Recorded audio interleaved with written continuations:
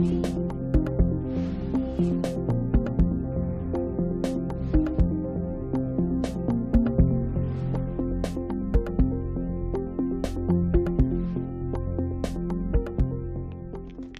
acta de la sesión quinta queda reglamentariamente aprobada. El acta de la sesión decimosexta se pone a disposición de los miembros de la comisión.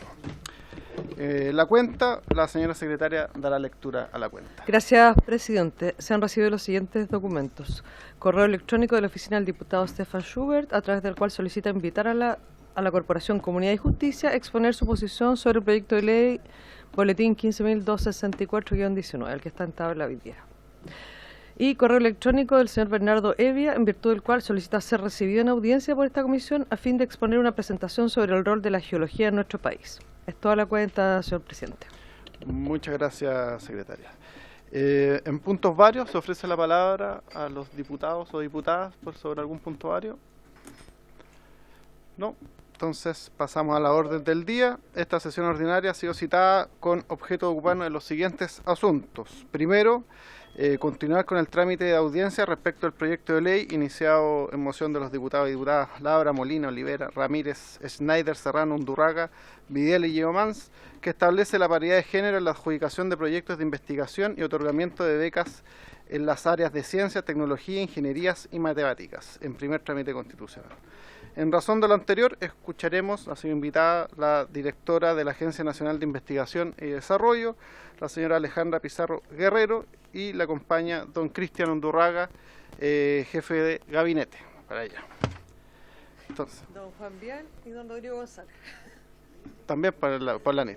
Sí. Perfecto. Muy bienvenido entonces. Susana Celis, nuestra asesora en género para la agencia. Perfecto. Entonces, todos sean cordialmente bienvenidos a la Comisión de Ciencia acá de la Cámara de Diputados y Diputadas. Iniciemos entonces el primer bloque de esta comisión. Le damos la palabra entonces a la directora de la NID.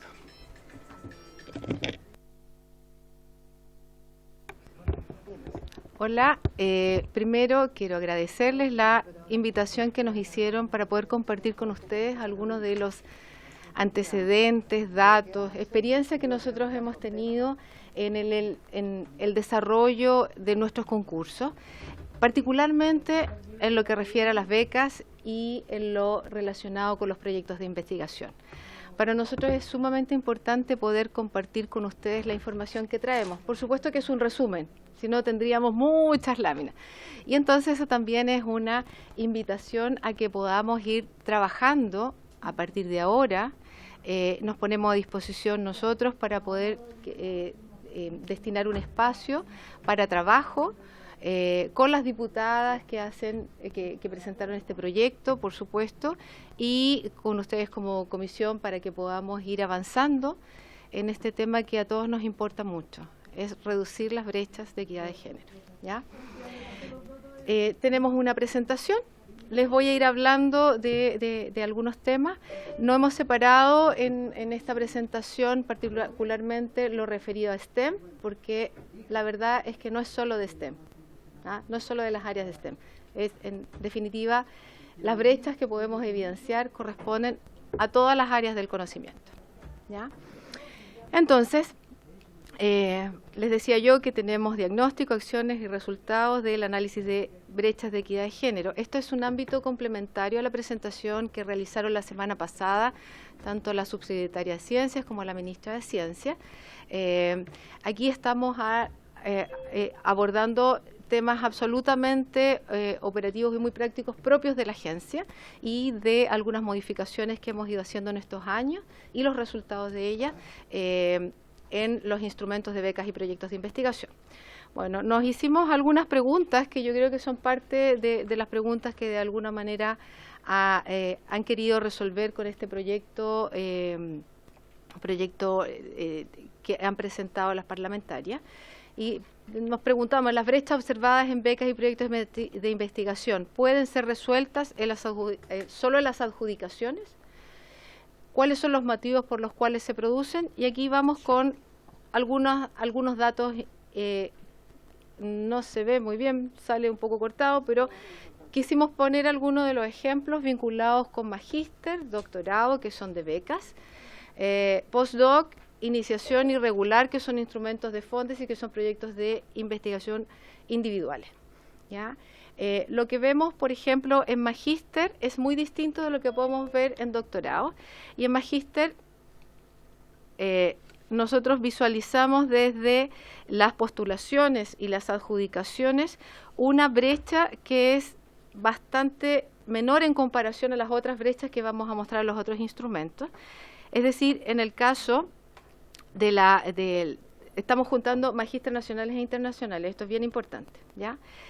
Tenemos una brecha de un 2% en las postulaciones, y en las adjudicaciones es de 6%. ¿Qué es lo que miramos nosotros? Es la diferencia entre hombres y mujeres que postulan y hombres y mujeres que se adjudican, ¿ya? En este caso vamos avanzando y en doctorado la brecha se hace más amplia. Seguimos pensando en doctorado nacional y doctorado en el extranjero. Y en los últimos años tenemos una brecha de 12,8% en las postulaciones, y solo en el año 2022 bajó a un 10%, pero también bajó el número de postulaciones. Entonces ahí hay un dato que puede modificar nuestro análisis para ser certero en qué es lo que está propiciando esta brecha. Cuando nos vamos a las adjudicaciones, en los últimos años en doctorado presentamos un 12,14% de brecha. Y si vamos a los instrumentos de Fondesit, que son los tradicionales, postdoctorado, iniciación irregular, aquí cambia la figura radicalmente, ¿ah? Tenemos en el caso de iniciación una brecha en las postulaciones de un 22% y una brecha en la adjudicación de un 23%. Esto está bastante acentuado en comparación a lo que ocurre con las becas. Si nos vamos a postdoctorado, ese porcentaje en la postulación, por lo menos en los últimos 9 años, es de un 20% y en la adjudicación de un 19%, ¿ya? La tasa de adjudicación, en tanto, tiene un promedio en la diferencia de un 0,5. En el caso de Fondesit regular, aquí es mucho más grande. Hola. Lo que ocurre con Fondesit regular es que es un instrumento donde las y los investigadores postulan, se refiere a una carrera de mucho más tiempo, y por lo tanto aquí estamos visualizando que entre los años 2014 y 2021 tiene un 43,9% en las postulaciones de brecha y bajó también en el 2022. Respecto de la adjudicación, si tomamos los años 2014 y 2021, la brecha en adjudicaciones es de un 49% y también bajó en el año 2022 a un 42%. Parte de la información que está puesta acá, en realidad, la información que tenemos acá es parte de lo que está puesto en la página web, ¿ya? Ustedes también pueden tener acceso a esa información, es pública, y por supuesto siempre vamos a estar disponibles a trabajar con ustedes, ¿ya? La siguiente, Susi. Ya, aquí quisimos diferenciar, esto es súper importante porque el proyecto que se presenta fundamentalmente está en base a corregir brechas en las bases concursales. Y lo que nosotros queremos mostrarle ahora es qué pasa también en las postulaciones, porque visualizamos que las dificultades, los problemas que ocasionan las brechas son multicausales.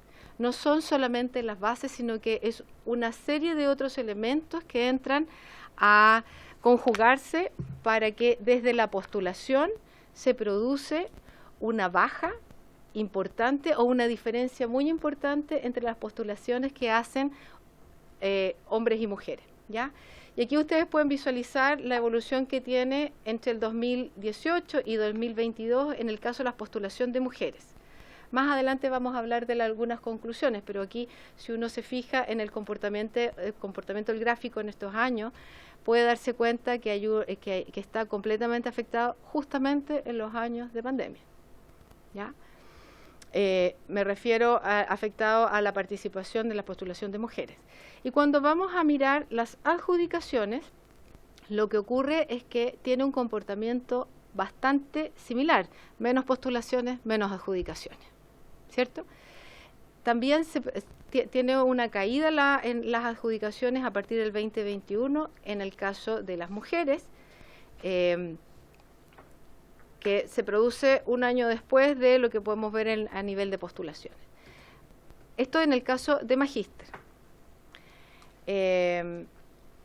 Pero hay algo que se produce distinto en el magíster de profesionales de la educación, ¿ya?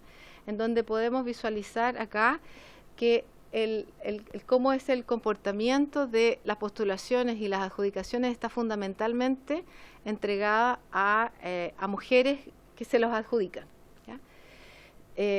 Por ejemplo, vamos con las mujeres en postulaciones.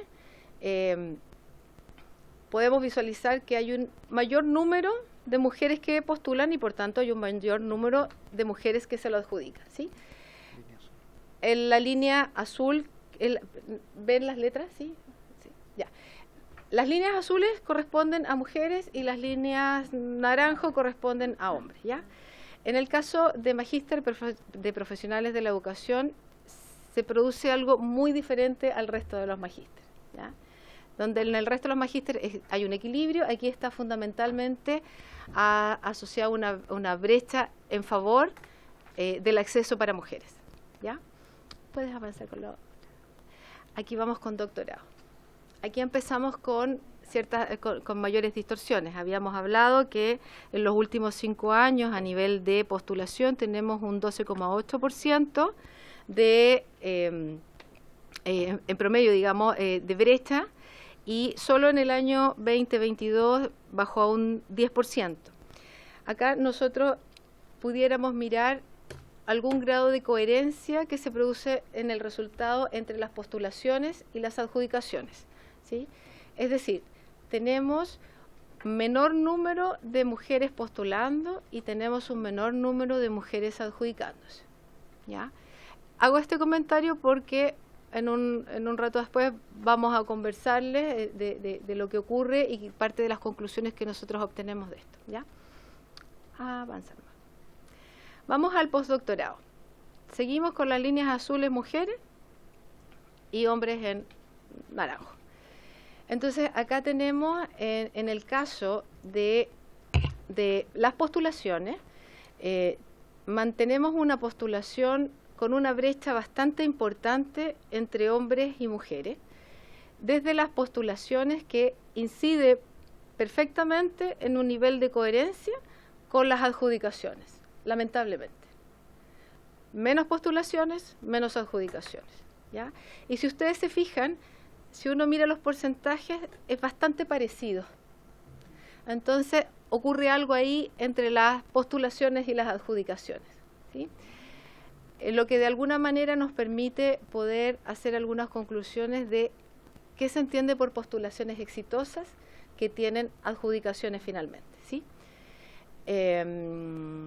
Si nos vamos a las tasas de adjudicaciones, podemos ver que tiene distintos comportamientos en esos años, teniendo una baja o un equilibrio ahí en el 2020, luego vuelve a distorsionarse a partir del 2021, ¿ya? Avanza, Susi. En iniciación, volvemos a ver claramente la brecha que se produce en las postulaciones, que es coincidente con la brecha que se produce en las adjudicaciones, y por lo tanto da cuenta de las tasas de adjudicación que tenemos acá, tanto para mujeres y para hombres, ¿ya? Avanzar la próxima. Para regular, se mantiene exactamente la misma tendencia. Y si ustedes se fijan, casi es igual.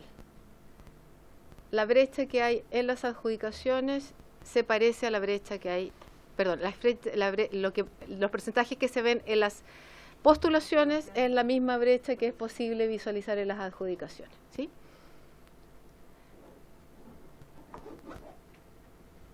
Tan chiquitito porque son los mismos que vieron antes, pero si uno puede observar el comportamiento de estos gráficos, podemos sacar varias conclusiones. Nosotros entendemos que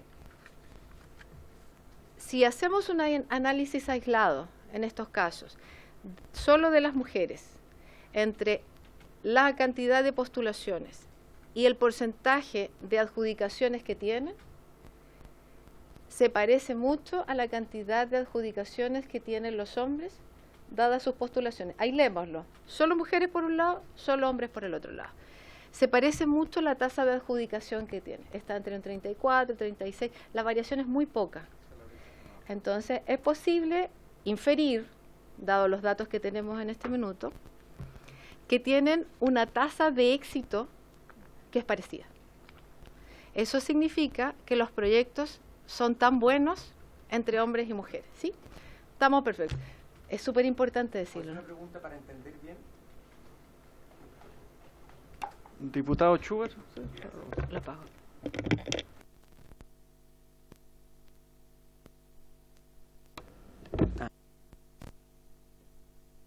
Ahí sí. Disculpen que interrumpa, gracias señor presidente, por su intermedio para ver si entiendo bien, porque no sé si estoy captando mal.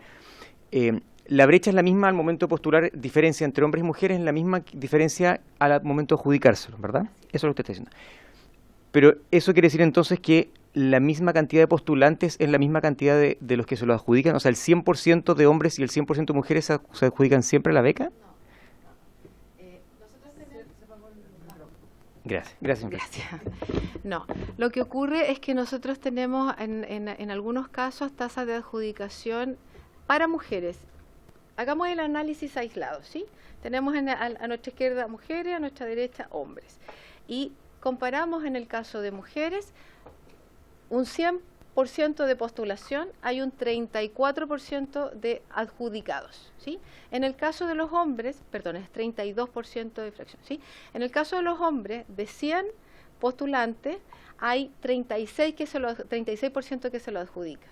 Eso implica que la diferencia, comparándola aisladamente, es que tienen un éxito en su postulación bastante similar. ¿Ya? Entendiendo que hay restricciones de carácter presupuestario para las adjudicaciones, pero las adjudicaciones que se hacen están así distribuidas. Pero lo que ocurre es que tienen menos adjudicaciones porque las postulaciones son menos. Entonces, nosotros estamos infiriendo con esto que no solo está o no necesariamente está el tema en las bases o las restricciones de adjudicación, sino en las habilidades o los elementos habilitantes para poder hacer las postulaciones. Esto es los requisitos que se piden, la posibilidad de poder generar un proyecto. En el caso de Fondesit es donde es más fuerte estas brechas que se están mostrando.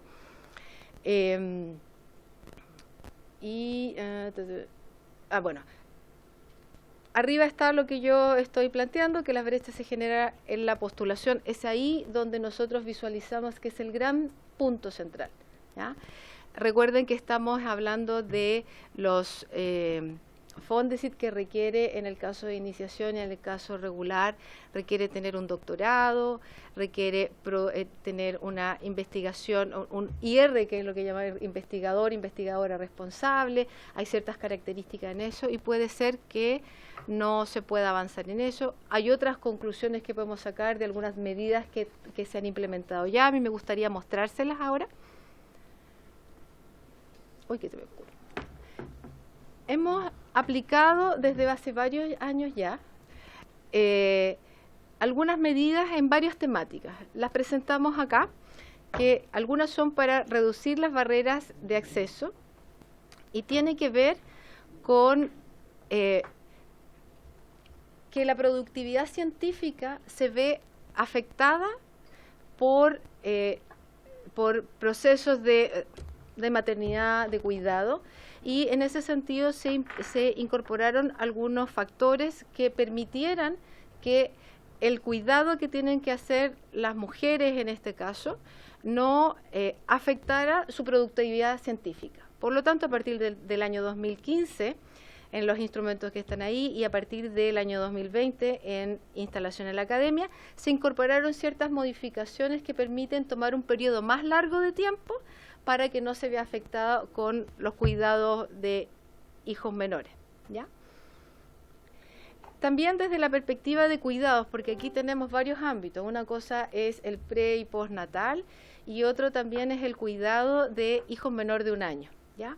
Y en este sentido se incorporaron, sin aumento de recursos, salvo en lo que trata de convocatorias para becas y Fondesit en el caso de los postdoctorados, la posibilidad de reconocer los cuidados parentales, y de esta manera los incorporamos en las siguientes convocatorias. Cuando hablamos de convocatorias son los instrumentos que pone a disposición la agencia para las postulaciones. La presentación va a quedar para ustedes y por lo tanto, si me permiten, podemos seguir avanzando. Son 27 instrumentos en los cuales está implementado esto. Nosotros tenemos hoy día alrededor de 70, ¿ya? Pero está implementado aquí ya. Pero eso es para pre y postnatal y cuidados de niños niños menores de 1 año. Y acá, en el caso de niños menores de 18 años, está incorporado cierto aporte en recursos para que puedan ser cubiertos estos gastos en estos 4 instrumentos que están puestos en la lámina, que están referidos fundamentalmente a doctorado bajo distintas modalidades de becas Chile, ¿ya? En el ámbito del equilibrio entre hombres y mujeres, en el sistema de CTCI, lo que hemos hecho es utilizar un criterio de desempate ante la evaluación que esté empatada. Y en el caso de tener una evaluación igual entre hombres y mujeres, tiene un criterio de desempate en favor de las mujeres, ¿ya? Esto está aplicado a... perdona, ¿te pasaste? Ahí está. Esto está enfocado a 2 ámbitos, a las adjudicaciones y también para priorizar las listas de espera. Dale nomás. Y en 12 de nuestros instrumentos está implementado este criterio de desempate. Siguiendo en la misma línea, también hemos implementado el equilibrio en la composición de los equipos de investigación. Entonces, lo que estamos hablando aquí también es puntaje, una asignación de puntaje en la evaluación para que puedan cumplirse estos criterios, y está implementado en estos instrumentos que están aquí señalados. Si ustedes pueden ver, es a partir del año 2020 que está implementado. Por supuesto, es reciente y por lo tanto algunos de los impactos que puede estar produciendo favorablemente esto todavía no los estamos viendo con rapidez, solo lo vemos el cumplimiento, ¿sí? Y en este ámbito también estamos hablando de promover el liderazgo de mujeres. Aquí es súper importante las señales que uno da, porque cuando se abre el espacio es un momento en donde es posible visualizar la participación de las mujeres más puntualmente, ¿ya? Y este liderazgo que se está fortaleciendo, se está promoviendo, parte en los institutos Milenio de Ciencias Sociales, Naturales y Exactas. Aquí se indica al menos uno de los roles principales. En la dirección de un nuevo centro debe ser mujer. En el caso de la gobernanza, por ejemplo, hemos publicado un concurso que es el de desarrollo de nodos de aceleración de impacto territorial, y aquí hemos abordado 2 temas bien importantes que tienen que ver con la perspectiva de género y tiene que ver con la perspectiva territorial, que ambos son asuntos que están bastante desequilibrados o que tienen una brecha bastante amplia, ¿ya? Y entonces nosotros planteamos un equilibrio en el Comité de Coordinación Macrozonal. Otra medida que hemos tenido en los centros de excelencia, que nosotros le hemos solicitado a los centros de excelencia que puedan generar un diagnóstico y un plan de equidad de género. Eso para nosotros es súper importante porque nosotros le hacemos seguimiento a ese plan, de tal manera que tienen que ir avanzando y tienen que ir cumpliendo el plan que está trazado, ¿ya? Y algo muy importante que decía en la última línea, es el compromiso de formar mujeres líderes que puedan asumir rol directivo en un plazo de 5 años. Esto es muy importante, porque tiene que ver con un cumplimiento, con más que una solicitud, es un requisito, ¿ya? Se incluyó también la bonificación para proyectos liderados por mujeres, esto en el caso de Startup Ciencia, uno de los grandes ejemplos.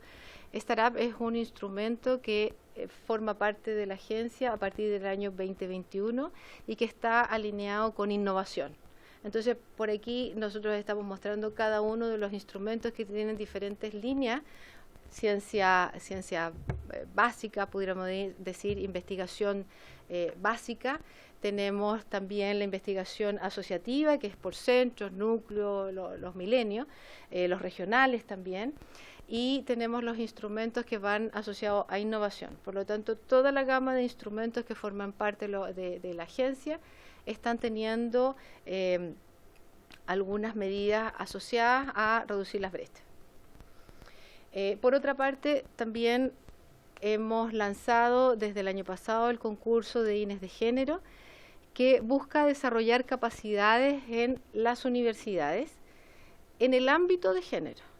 Esto está absolutamente vinculado con, por supuesto, con investigación, desarrollo, transferencia tecnológica, innovación y emprendimiento, todos de base científico-tecnológico, ¿ya? Perfecto.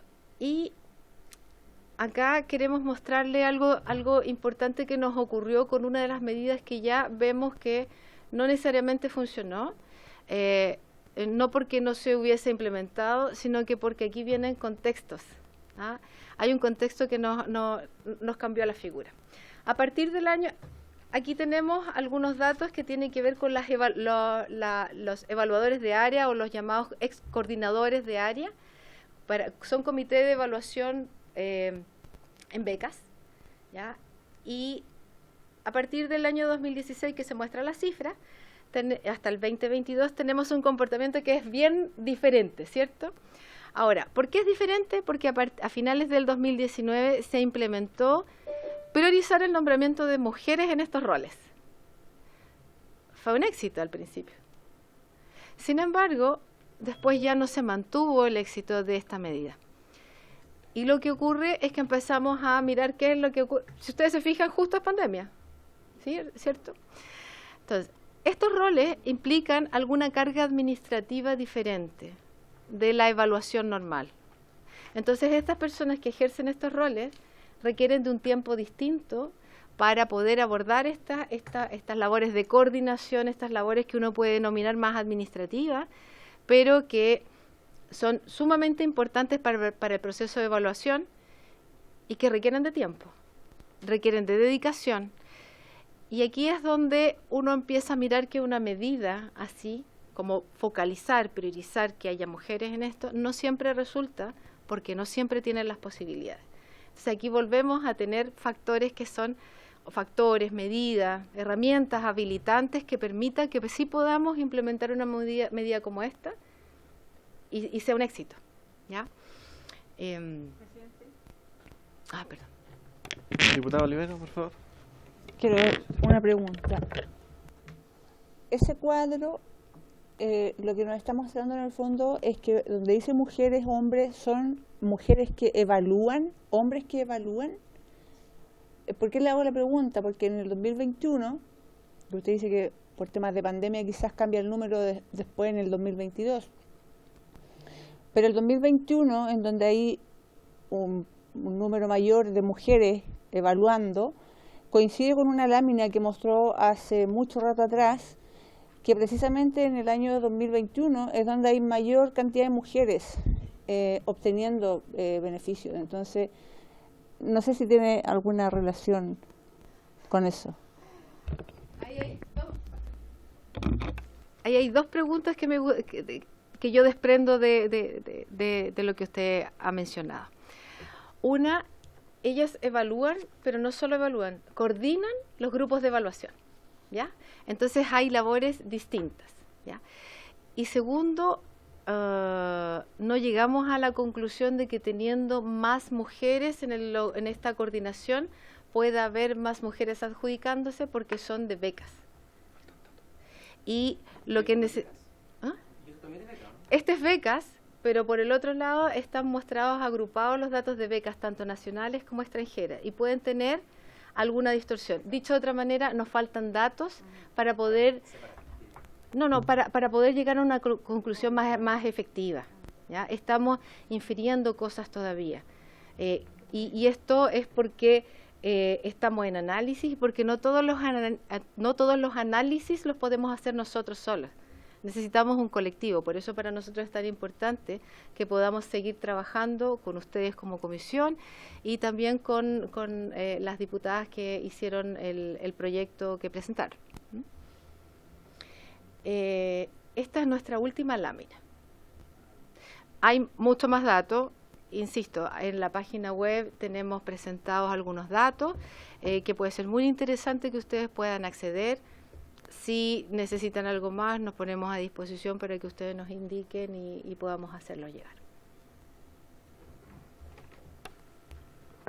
Muchas gracias, doña Alejandra. Vamos a dejar un espacio para preguntas, ya algunas han realizado. También veo que algunos parlamentarios están vía online. Vamos a partir con el diputado Schubert, que tiene consultas.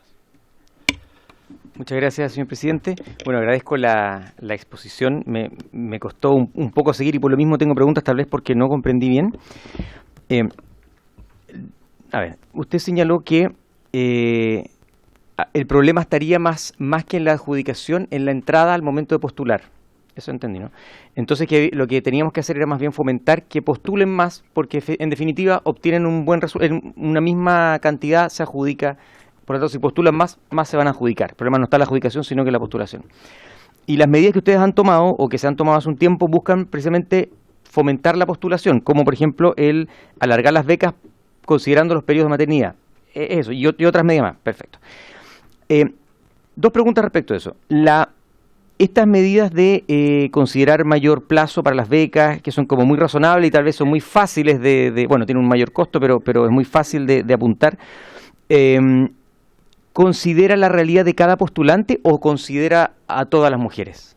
¿Por el hecho de ser mujer tiene más plazo en su beca? ¿O pienso en la mujer, por ejemplo, en edad fértil que puede tener hijos versus una que no, o una que no tiene hijos, que no cuida a menores ni adultos mayores? Porque también puede haber alguna mujer que cuida a un adulto mayor, ¿no es cierto? No solamente el cuidado de los hijos. ¿Esa se ve caso a caso o se analiza en un paquete como toda mujer por el hecho de ser mujer? Es una pregunta y la otra se la hago al tiro. Le entendí al final que las mujeres estén en estas comisiones evaluadoras no resultó. No entendí en qué sentido no resultó, porque parece que faltaba información para determinar mezclando las internacionales con las nacionales, que no resultaba. No resultó porque en definitiva igual no se logra que más mujeres obtengan beca. No sé si es clara mi pregunta. Ya, respondiendo la última pregunta, no resultó, cuando digo no resultó, tiene que ver que pese a priorizar la participación de mujeres en estas coordinaciones, no se pudo mantener en estos 3 años. Tenemos el 2022 donde volvió a bajar, ¿ya? Entonces, el objetivo de priorizar no pudimos cumplirlo, ¿ya? Eso. Ahora, no necesariamente tiene que ver con que haya más mujeres en la coordinación, que haya más adjudicaciones a mujeres. Estábamos hablando ahí que los grupos de evaluación obedecen a, hacen su trabajo tanto en becas nacionales como en becas internacionales. Y el comportamiento que hay en magíster, en ambos casos, nacionales e internacionales, se parece, tienen una brecha muy pequeña, pero en el caso de doctorado se abre a un 10% en el año 2022 y a un 12 y fracción en los 5 años anteriores, ¿ya? Ahora, respecto de las medidas implementadas, efectivamente las medidas están fortaleciendo, son hacia mujeres en ámbitos de cuidado de menores de edad, sea este pre y postnatal y cuidado de menores de 1 año, pero también está planteado solo en el caso de las becas para menores de 18 años, ¿ya? Y lo que usted plantea es algo bien interesante, porque cuando nosotros estamos hablando de otros criterios, como por ejemplo desempate, es igual para todas las mujeres, independiente de la etapa de su vida en la que se encuentren. Y también es posible advertir que en los instrumentos de Fondesit las edades de las personas, o si uno dice becas y los Fondesit, iniciación irregular, las edades de las mujeres en general, en promedio, son bastante distintas. ¿Ah? Magíster en general, el promedio está en 33 años, entre 28 años magíster, y doctorado está por lo menos en 34 años. Entonces son edades distintas o épocas de la vida distintas, pero siempre existe la posibilidad de que estemos hablando de mujeres que tienen al cuidado a alguien, ¿ah? Sea este menor de edad, o sea un adulto mayor que no se vea posibilitado de hacerlo por sí mismo. ¿Mm? Pero, perdón, la pregunta es si se distinguía del caso de cada una. Gracias. La pregunta es si en el caso, por ejemplo, del plazo, ¿el plazo es para todas las mujeres sin importar su edad y condición, o se dice usted sí tiene hijos en edad de cuidado, o usted sí está en edad fértil y por lo tanto, por ejemplo, una mujer de 50 que no tiene hijos a su cuidado ni a un adulto a su cuidado, obtiene la misma ampliación del plazo de la beca? Esa es la pregunta. En el caso de pre y postnatal, eso es solamente para las las mujeres que se encuentran cuidando a un menor, el pre y postnatal, Okay. Sea también adopción. ¿Ya? Claro. Solo el criterio de desempate es genérico. Ya. Diputada Molina, tiene la palabra. Muchas gracias, señor presidente. Mire, mi pregunta va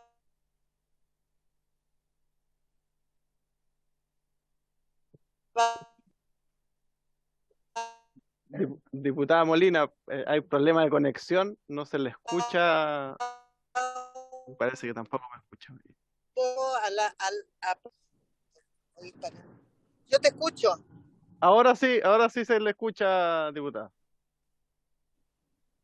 Tiene que ver con la metodología de investigación para saber los factores por los cuales hay mayor o menor postulación de mujeres. Por ejemplo, si hay algún análisis territorial para ver por universidad privada versus universidades estatales, regionales, y también si acaso se ha hecho algún análisis de tipo cualitativo, como grupos focales o entrevistas en profundidad para poder ir más allá a entender las razones por las cuales se generan estas asimetrías en términos de postulación.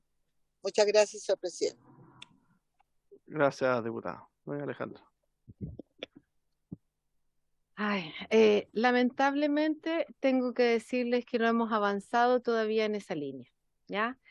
Sin embargo, lo que nosotros hoy día tenemos son algunos datos con los que hemos ido trabajando e imprimiendo inmediatamente algunas correcciones o complementos a nuestras bases para poder fortalecer lo que vamos revisando.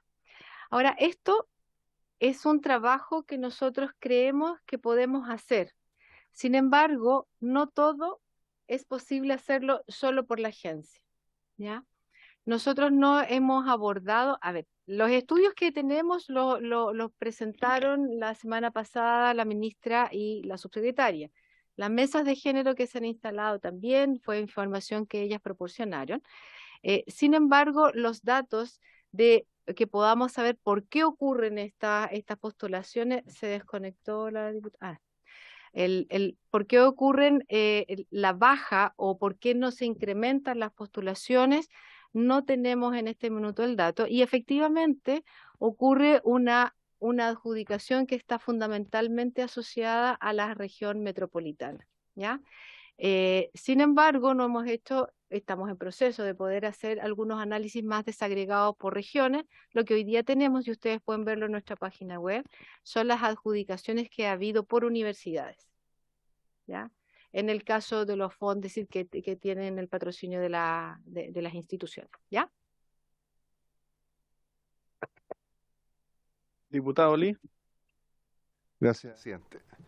Bueno, primero, antes de ir a mi pregunta, yo no sé si lo que plantea el colega Schubert es tan así, o sea, si se puede inferir que aumentando el número de postulaciones se va a aumentar la adjudicación.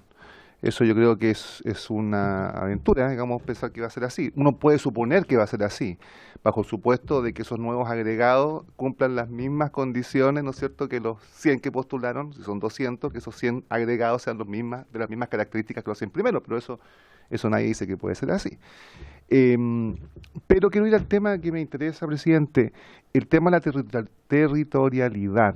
Porque yo aquí adscribo y apoyo, a pesar de no haber sido invitado a firmar el proyecto de puras mujeres. Me parece que hay algo ahí de inequidad al respecto, de discriminación, porque me hubiera gustado mucho haberlo firmado y apoyado. Pero aquí el tema es que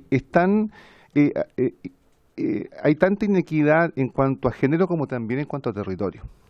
Y entonces, para no salirme del tema que ocupa este proyecto, a mí me gustaría justamente a lo mejor como oportunidad de que sean precisamente las mujeres investigadoras las que también lleven la antorcha, digamos, de equiparar el territorio con la adjudicación y la investigación en los territorios más extremos, en provincia y sobre todo en las zonas extremas, ¿ya? Entonces me interesaría mucho que se agregara también eso como parte del proyecto, porque a mí de verdad no lo encontraría que cumpliera un propósito si, por ejemplo, solamente las mujeres de la región central se vieran beneficiadas con este proyecto. O sea, ojalá que las mujeres de todo Chile se vean beneficiadas con este proyecto. Y enseguida entiendo que esto de igualar el tema de respecto al género perfectamente puede ser visto en la Comisión de Mujeres y Equidad de Género, porque aquí estamos en una comisión de ciencia. Y como estamos en una comisión de ciencia, y entendiendo la importancia y adscribo, como digo, el tema de que ojalá el género femenino se equipare en todo ámbito de cosas, a nosotros en lo particular nos debe importar la ciencia. Y la pregunta entonces tiene que ver con que en qué medida se pudiera afectar finalmente el producto que a nosotros nos debiera interesar, que es el producto de generar nuevos conocimientos, mejor y más tecnología, más innovación. ¿Hay algún estudio comparado? ¿Hay algún otro país que haya también hecho proyectos como este, en donde hayan medido, por ejemplo, si esto se afectó finalmente en el producto final? Finalmente, aquí ustedes han mostrado la postulación, la adjudicación, el término. ¿Hay algún estudio que muestre, por ejemplo, quién tiene mayor productividad, si mujeres versus hombres, las que ya están desarrollando, aquellas pocas mujeres que alcanzaron el éxito, digámoslo así, y están investigando? ¿Hay algún estudio que ha comparado ambos rendimientos? Me gustaría saber eso. Muchas gracias.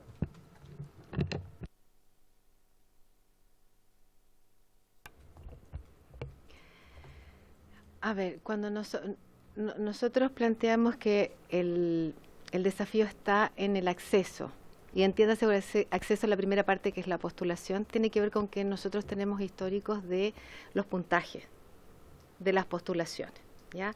Y entonces ahí de alguna manera uno puede inferir que si que las evaluaciones de las postulaciones son exitosas porque digamos, si yo diferencio entre mujeres y hombres,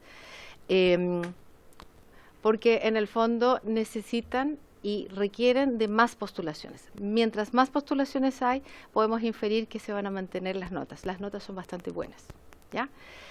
Eso es importante. Pensando en que también están las restricciones presupuestarias, por supuesto, pero pensando en una cantidad de recursos que van a ser asignados para un concurso.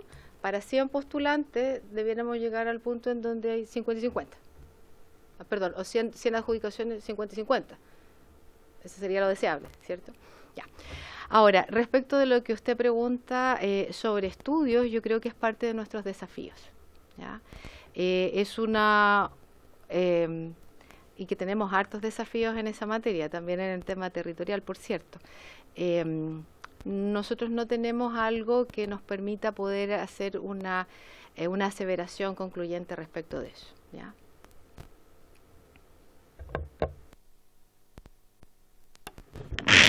Diputada Olivera. Sí, presidente, yo, bueno, decirle al diputado Lee por su intermedio que a mí me invitaron a firmar el proyecto, si no, si hubiese sido autora principal yo lo invito. Y por otro lado, respecto a la pregunta que hacía, quizás pedirle un comparado a la biblioteca, sería bueno tenerlo, respecto de la pregunta que hacía el diputado Lee, porque también es bueno, a lo mejor acá tienen algo de información. Eso, presidente, gracias. Gracias, diputada. Efectivamente, sí, ahí podemos tomar algún acuerdo respecto de levantar esa información por parte de la biblioteca. Ahí, diputado Ley, si tiene ahí cuál va a ser la petición exacta, no, creo que está la voluntad de la comisión para aquello. Por favor. Disponible si la biblioteca requiere de algún apoyo en algún dato. Sí, ahí tenemos a Raimundo, nuestro 14º miembro acá de la comisión. Sí, presidente, disponible totalmente para trabajar con la gente de la NIT y con la pregunta que ustedes elaboren. Muchas gracias, Raimundo. ¿Está la diputada Yomans? ¿Pido la palabra? Muchas gracias, presidente.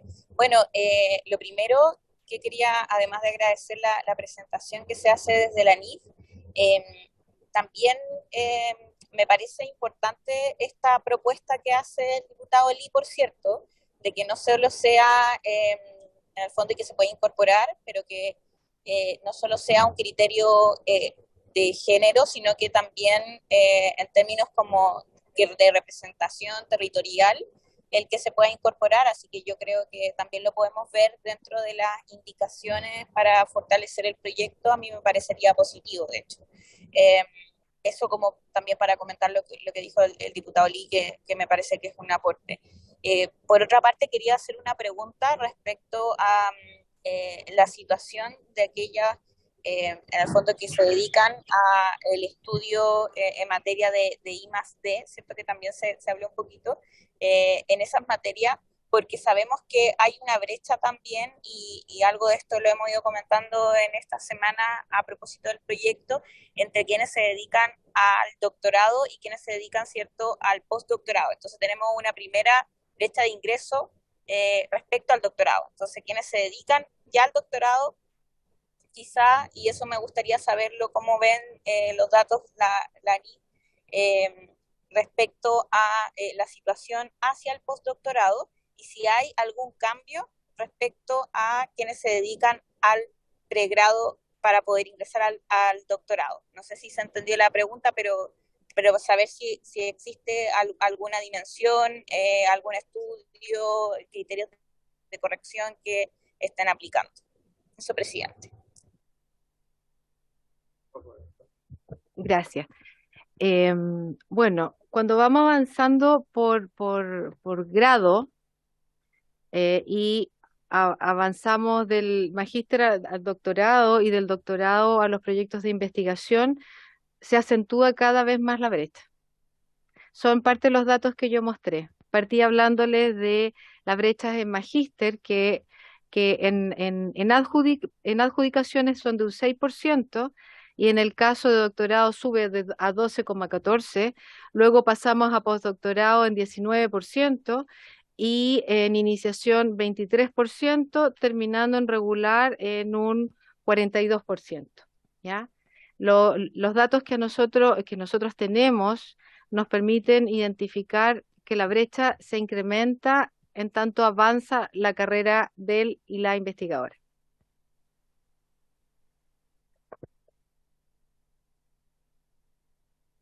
¿Alguna otra consulta por parte de los diputados o diputadas? No. Yo solamente una duda, si me puede aclarar respecto en los magísteres en tema de educación. Esta diferencia que se genera, si se sabe efectivamente a qué se debe ese dato o no. Al menos de la exposición no logré tener esa claridad. Efectivamente, distorsiona completamente y muy a favor de la equidad, o sea, en el fondo. Tiene una brecha, pero al revés. Es la inequidad masculina, y efectivamente. La verdad es que quizá tuviera que ver por las materias de estudio, tenemos que ahondar un poco más en los análisis ahí porque tendría que ver a lo mejor con las edades, dónde van a estudiar, etcétera. Hay una multiplicidad de factores que pueden llevar a que haya más postulaciones de mujeres, porque no es solamente en un año, sino que es normal en los 5 años que hay más postulaciones de mujeres. Perdón, y también tiene mucho que ver con las carreras de pregrado. Por eso, en el fondo, son multifactores que pueden estar mostrando esta brecha al revés. Cuando se refiere a carrera de pregrado, puede ser por educación particular, por poner un ejemplo, ¿no? Ya, okay. Es para tener aquello en consideración.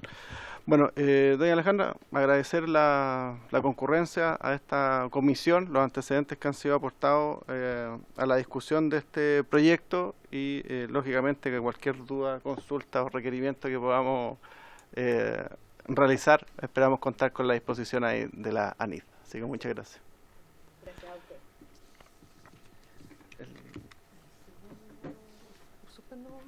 Vamos a suspender un momento para ver el segundo punto de la tabla. A las 18:30.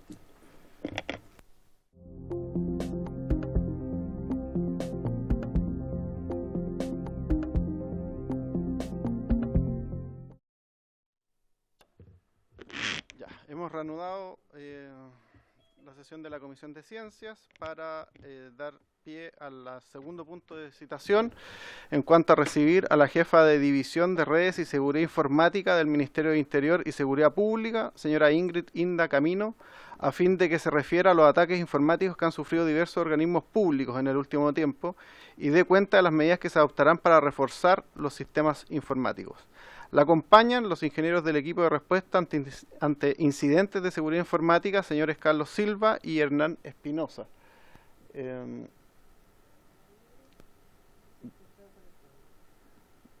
Doña Ingrid.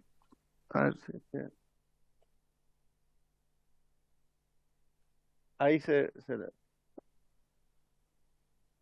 tienen un fondo tienen un fondo de pantalla que no permite visualizar bien, doña Ingrid.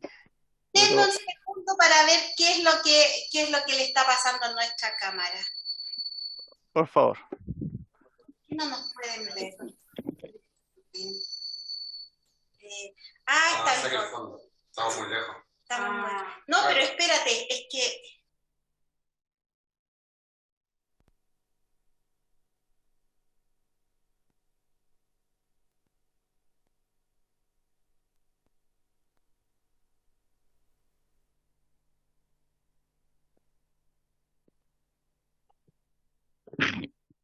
Ahí sí podemos verlos con mayor claridad, doña Ingrid. Tiene bloqueado el micrófono. Ahí nos están viendo. Ahí los veo más o menos. Falta usted en pantalla, pero al menos la escuchamos bien. Ya, ajustémonos un poco entonces. La idea es que vean, aquí yo no estoy solita, con todo el equipo, y se nos suma también Michelle Bordachat, abogada que participa del Comité Interministerial de Ciberseguridad. Perfecto.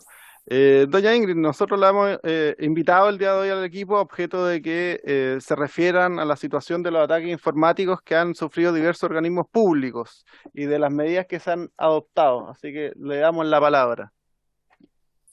Difícil decir medidas particulares, pero cada vez que se ha producido un incidente, el equipo técnico ha ido a sostener un poco a los equipos que están vulnerados, recuperar evidencia, identificar el vector de ataque para compartirlo con los otros servicios públicos, que son trabajos normales que hacemos en caso de incidente, y continuar con la difusión de las alertas, avisar el tema de las vulnerabilidades a los encargados de seguridad, a los encargados de ciberseguridad, que muchas veces son distintos de seguridad de la información, a los encargados de la red de conectividad del Estado y a los jefes de tecnología y en muchos servicios son 4 personas distintas. Entonces, generamos las alertas a todos estos equipos para que estén informados. Continuamos con el continuum del trabajo del CECIR, que es dar las alertas de vulnerabilidad y amenazas en general. Compartir los vectores de ataques que identificamos, los indicadores de compromiso de los malware que se identifican. Los compartimos inmediatamente con las redes de gobierno y con algunos que privados y otros países que compartimos la información. Para que no les pase a ellos también, incorporamos filtros en los equipos de firewall de la red de conectividad del Estado, y también incorporamos bloqueos a los equipos perimetrales de la red de conectividad del Estado. ¿Ya? Así que esas son como las medidas de mitigación y que son parte del trabajo habitual del equipo de atención a incidentes. En particular cuando se produce un incidente.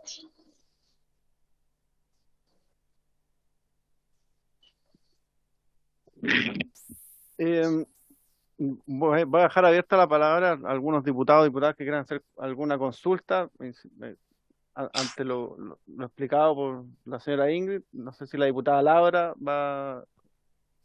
le damos la palabra a la diputada Laura. Muchas gracias, presidente. Saludar a Ingrid y los demás invitados que nos acompañan. Más allá de las medidas que se toman cuando ocurre un incidente, nosotros en el último tiempo hemos estado viendo bastante seguido ciertas vulneraciones. Lo vimos en el ataque, ciberataque en el CERNAC, después al Estado Mayor Conjunto, después vimos que hubo problemas con servidores de instituciones de distintos ministerios.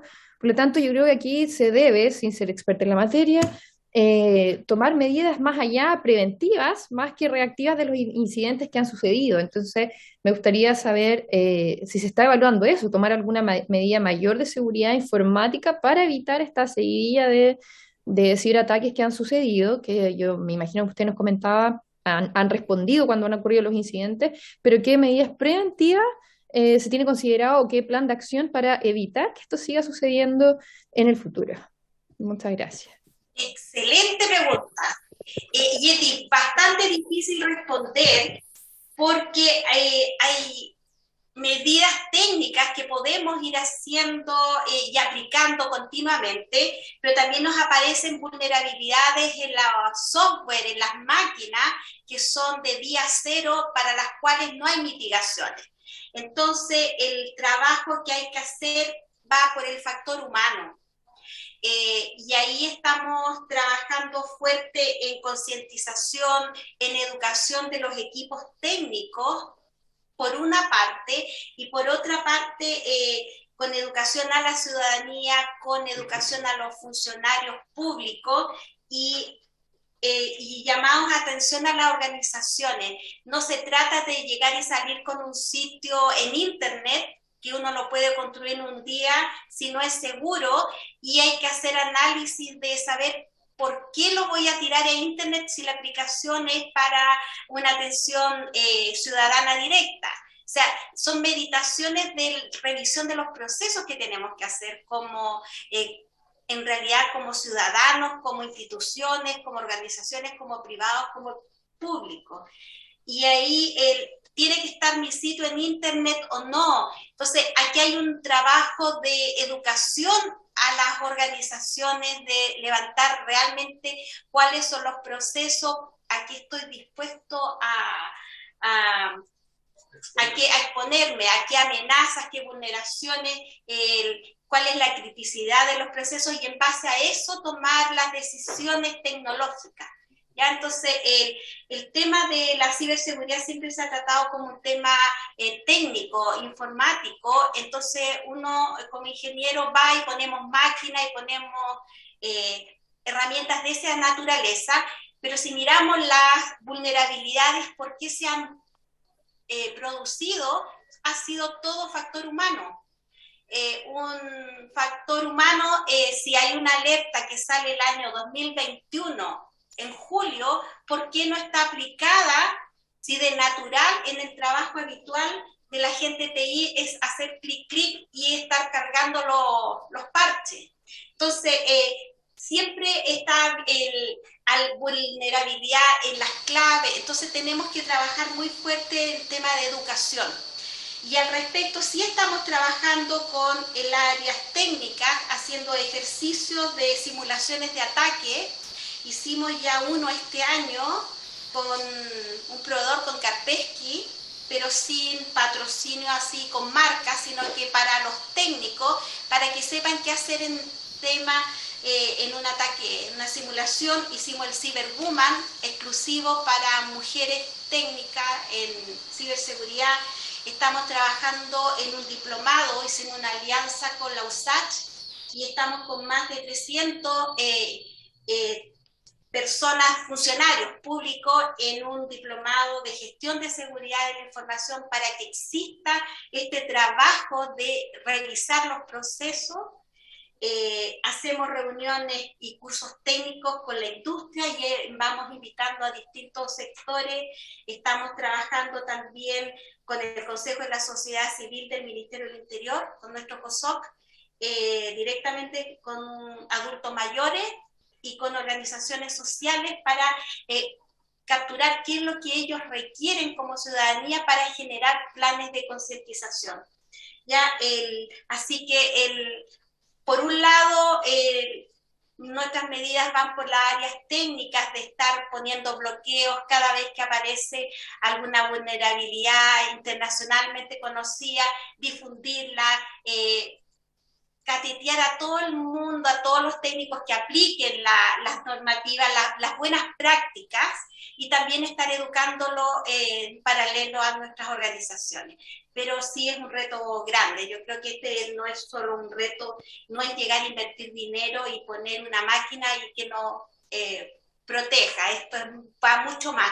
Es una revisión realmente de nuestro sistema y de nuestros procesos, y también de cómo nosotros nos estamos familiarizando, cómo estamos viviendo con la tecnología. Por eso es difícil la respuesta, pero es la pregunta correcta. ¿Puedo agregar algo? Sí.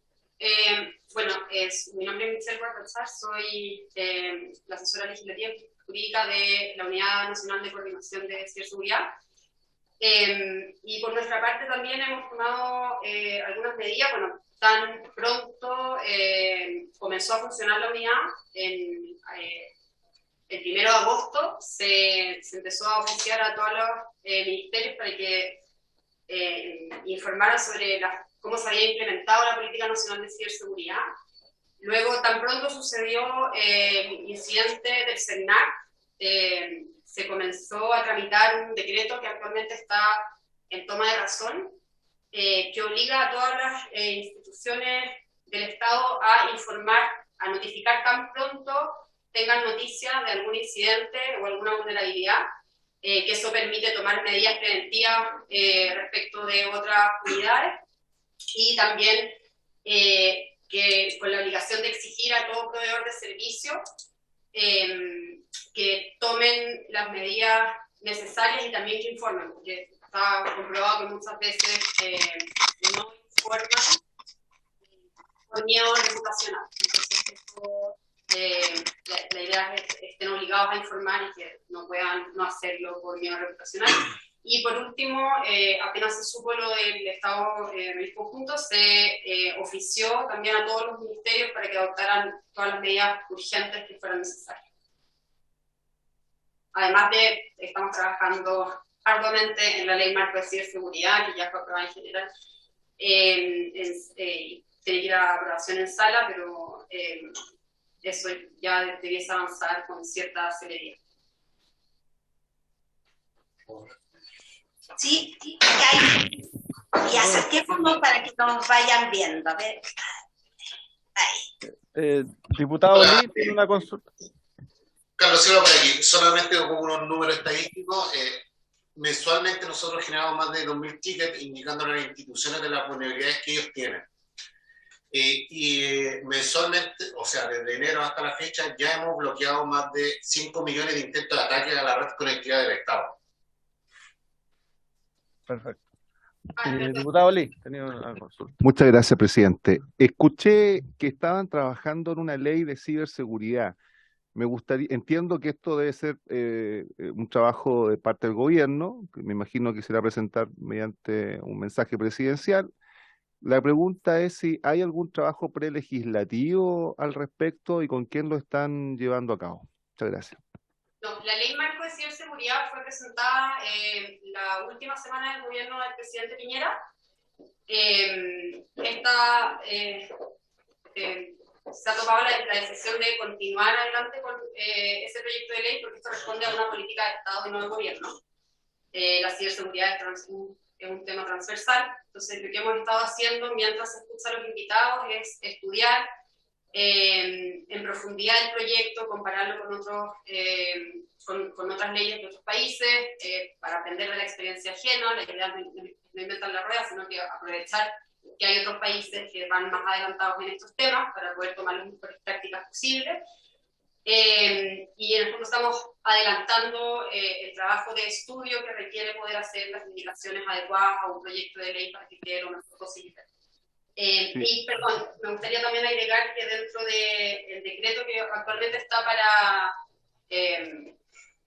para toma de razón, también se les pide que a todos los jefes de servicio colaboren y den las facilidades al CECIN para que pueda hacer algo así como una especie de hacking ético. Me podrá corregir Ingrid, en la actual ley de delitos informáticos quedó bastante restringido y por lo tanto en este decreto se exige que den las facilidades para poder hacer hacking ético, que está súper demostrado que es una de las mejores medidas que se pueden tomar para detectar vulnerabilidades en forma preventiva. Bueno, sí, me informan que el proyecto está en este minuto radicado en el Senado, por eso la pregunta, porque no habíamos tenido conocimiento en esta comisión acerca de ese proyecto de ley. Muchas gracias. Diputado Schubert. Muchas gracias, señor presidente. Muchas gracias. Saludo a todo el equipo de doña Ingrid. Usted mencionó, doña Ingrid, que era muy importante, tanto como los software, que en el fondo vienen los parches desde los mismos programadores, ¿verdad? Cuando se dan cuenta de las vulnerabilidades y ellos envían los parches a los usuarios. Tan importante era el personal capacitado para aquello. Entonces tenemos que tener nosotros un personal que, aplique de buena forma y oportunamente sobre todo los parches, pero además que pueda identificar vulnerabilidades y sobre todo los ataques. Entonces tenemos que tener gente capacitada permanentemente.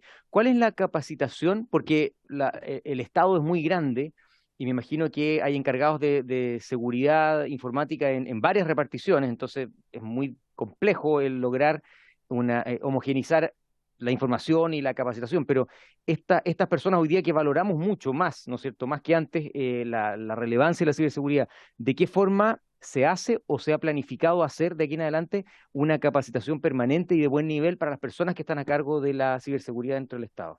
Gracias. Ya, como son tantos, en realidad las capacitaciones que hemos hecho son tips y damos bastantes recetarios, cosa que cualquier ingeniero de redes pueda aplicar un parche, y le estamos generando manuales, estamos generando material de estudio en nuestro sitio CECIT. Ya compartimos bastantes buenas prácticas con ellos, pero también hacemos alianzas con la industria. Históricamente se han hecho algunos cursos bastante masivos. El ejercicio que hicimos, por ejemplo, el ejercicio de un ataque, se inscribieron 500 personas. Entonces, se va sumando porque hay mucho interés. Ahora, educación formal, partimos este año con el diplomado en seguridad de la información, pero tenemos 3 diplomados programados para la administración pública, para los encargados de las áreas tecnológicas vinculados a ciberseguridad. Bueno, y lo otro está empezar a pedir a través del Comité Interministerial de Ciberseguridad, en su levantamiento de las medidas, empezar a hacer pedidas a la academia de una oferta de cursos de capacitaciones también. Pero nosotros sí estamos tratando de que los técnicos nuestros sí sepan entender las alertas que nosotros estamos dando y las puedan implementar.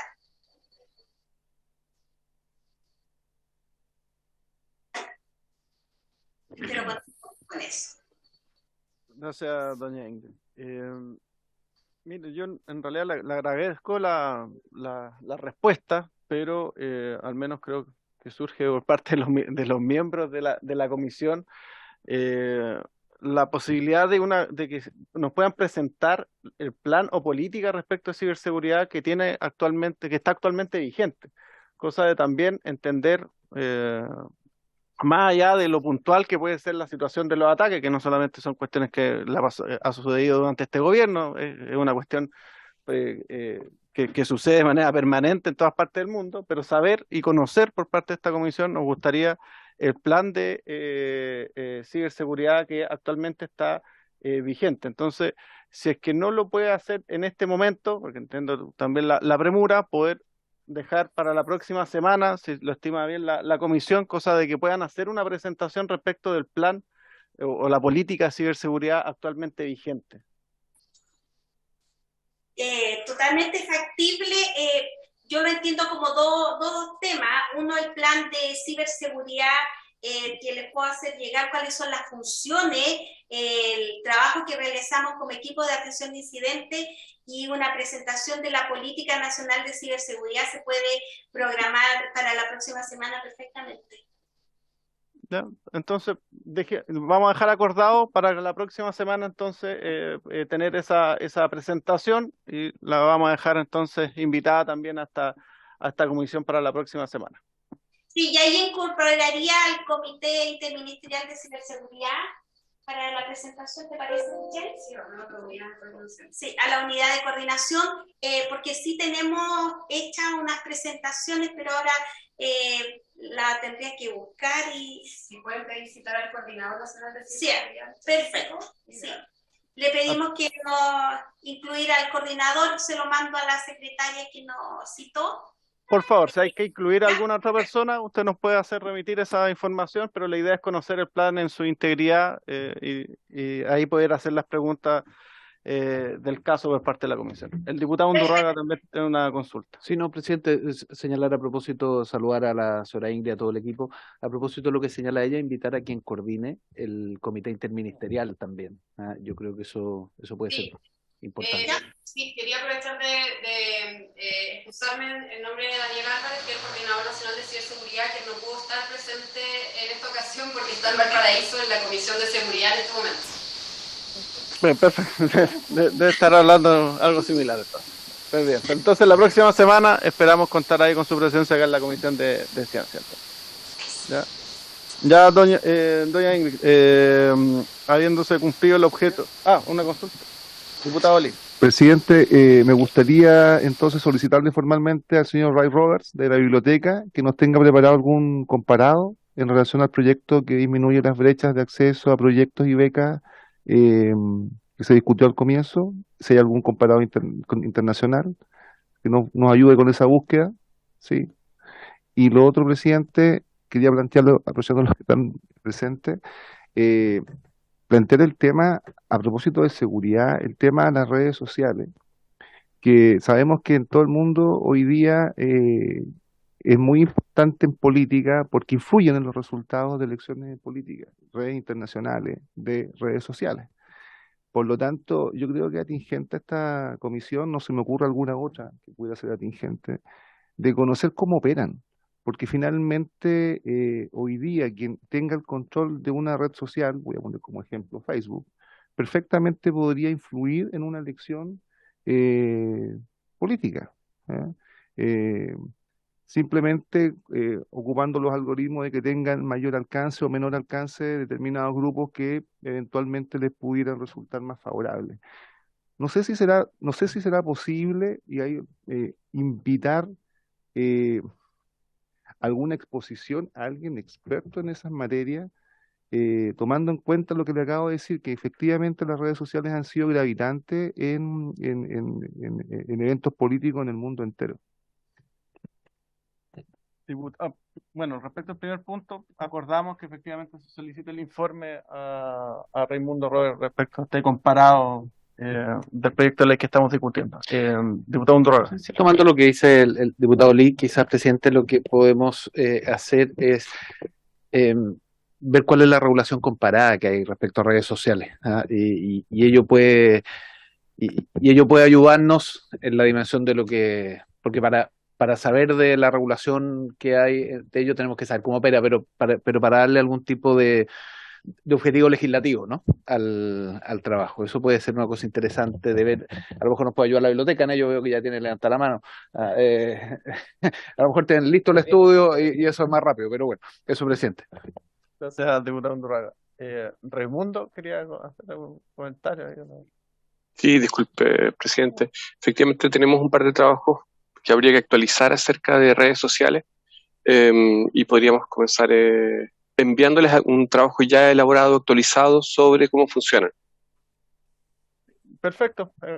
Acordamos eso entonces, Raimundo, a la espera del informe. Muy bien. Podemos solicitar en este caso cuando esté el informe lo puedas exponer también. Muy bien. Perfecto. Muy bien. Muchas gracias, Raimundo.